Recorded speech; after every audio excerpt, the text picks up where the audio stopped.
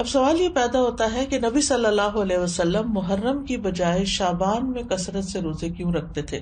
علماء کو اس مسئلے میں اشکال ہوا ہے کہ اگر محرم زیادہ افضل ہے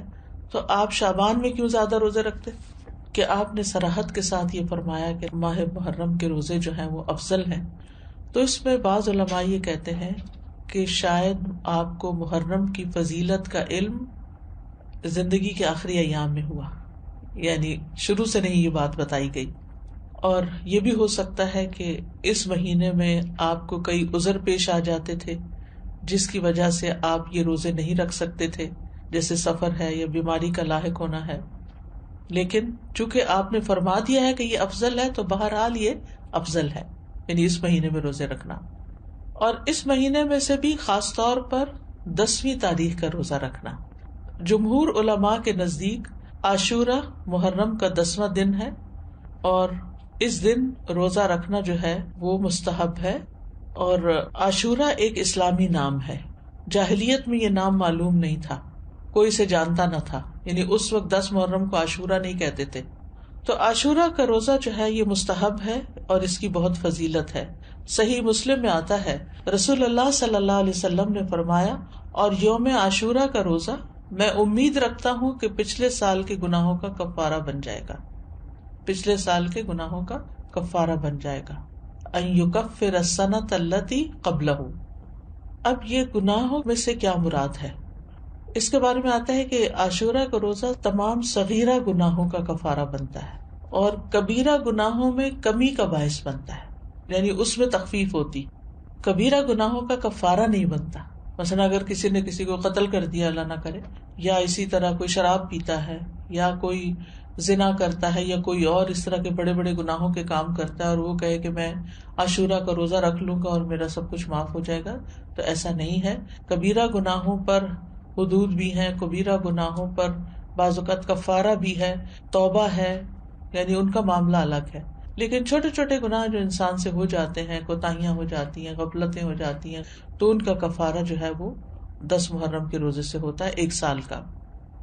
اور اگر کسی کے اعمال نامے میں صغیرہ گناہ نہ ہو،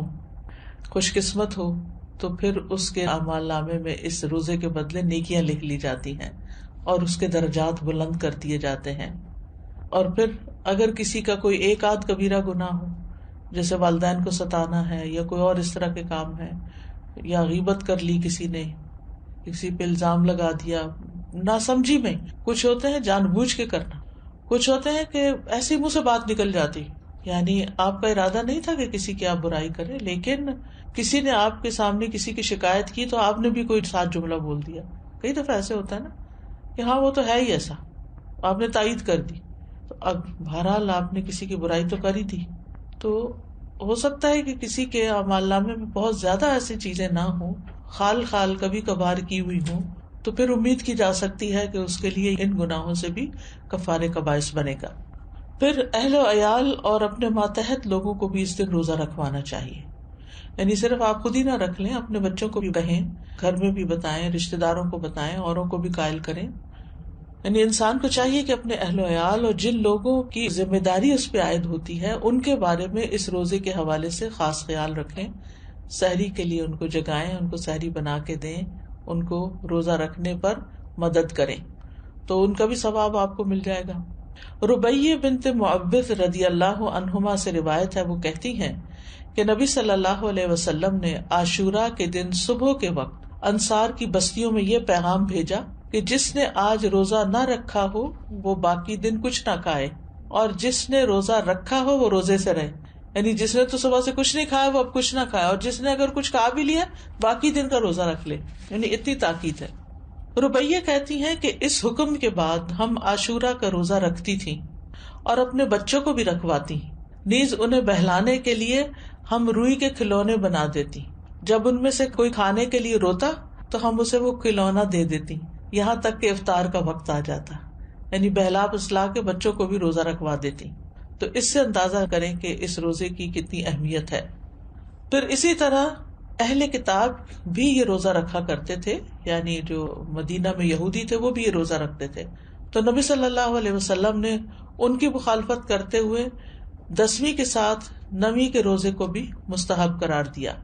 صحیح مسلم میں ہے، عبداللہ بن عباس کہتے ہیں کہ جب رسول اللہ صلی اللہ علیہ وسلم نے یوم عاشورہ کا روزہ رکھا اور اس دن روزہ رکھنے کا حکم دیا تو صحابہ نے عرض کی، اللہ کے رسول، یہی دن ہے جس کی یہود و نصارہ تعظیم کرتے ہیں، یعنی ان کے نزدیک بھی یہ دن بڑا امپورٹنٹ ہے۔ اس پر رسول اللہ صلی اللہ علیہ وسلم نے فرمایا، جب آئندہ سال ہوگا تو اگر اللہ نے چاہا ہم نویں دن کا بھی روزہ رکھیں گے۔ اس کے بعد آئندہ سال نہیں آیا کہ رسول اللہ صلی اللہ علیہ وسلم وفات پا گئے۔